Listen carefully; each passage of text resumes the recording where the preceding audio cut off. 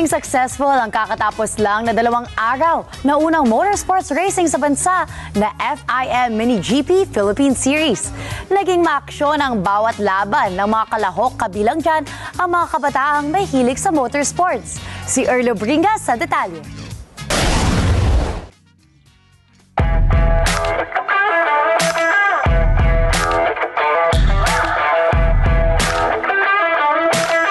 Nagsimula sa isang maaksyong karerahan sa racetrack mula sa practice pa lang hanggang sa actual racing.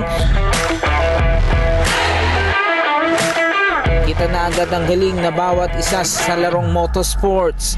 Hindi lang yan sa naging eksena sa ginanap na FIM Mini GP Philippine Series sa Tarlac Circuit Hill nitong weekend. Tampok dito mga kabataan na nasa edad din na 10 taong gulang pataas na akalain mong hindi bata dahil sa kasanayan sa pagmumotorsiklo at galing sa racing.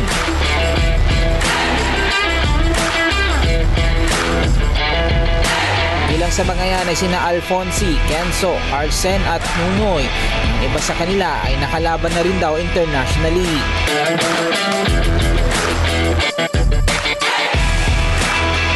Naging challenging man ang naging laman nila sa kauna-unahang FIM Mini GP Philippines.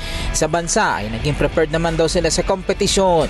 May mga trainings daw silang ginawa rin para makasabay sa bawat aspeto ng kompetisyon.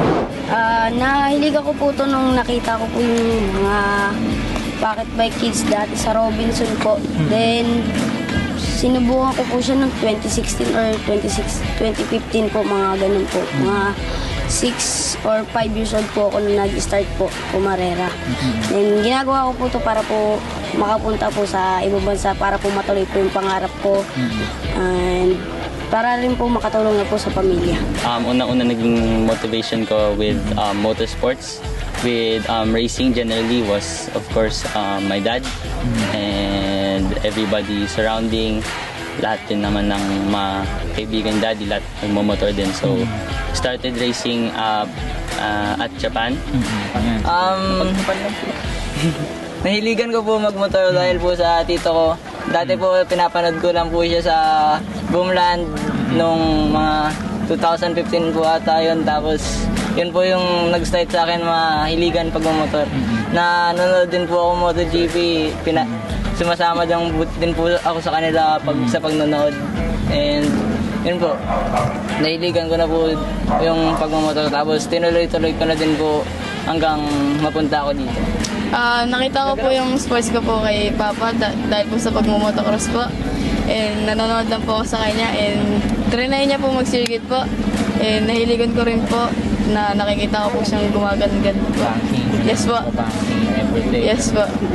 Tapos nung 11 po ako, nag-start na po ako mag-motor. Training ka na? Opo. Nag-training na po ako. Unang motor ko po is Mio po dahil hindi ko po alam. Yes po. Automatic ang first? Opo. So, paano ka natuto sa clutch? Tinuruan po ako ni Papa po sa pag-clutch po. Ayan yung mga kasama ko po.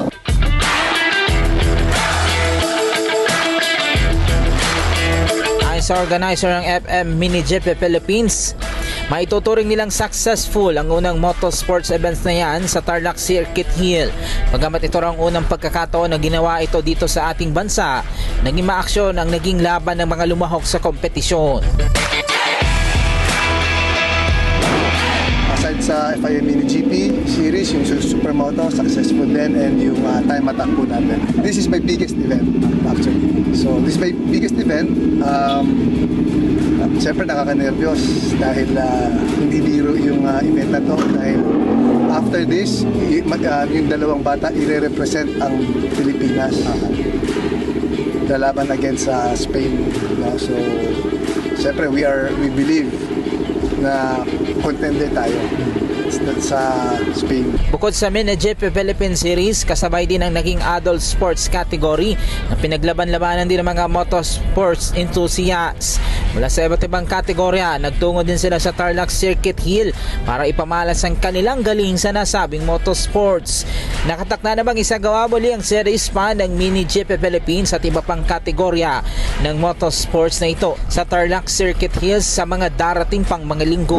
We have August 24 and 25 dito rin sa Tarlac Circuit Hill.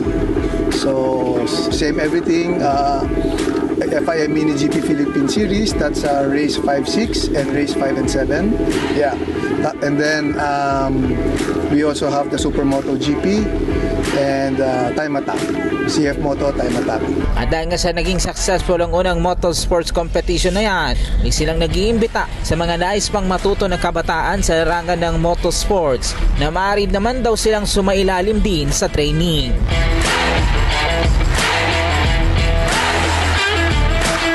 Earl Bigas para sa Matanag Agila, matatag, matapang, matapag. At yan ang hot stuff, basta mga balitang patok sa panlasa ng Masay Pasok, meron yan dito. Ako po si Gianna Llanes, balik sa inyo, Alex at Alex.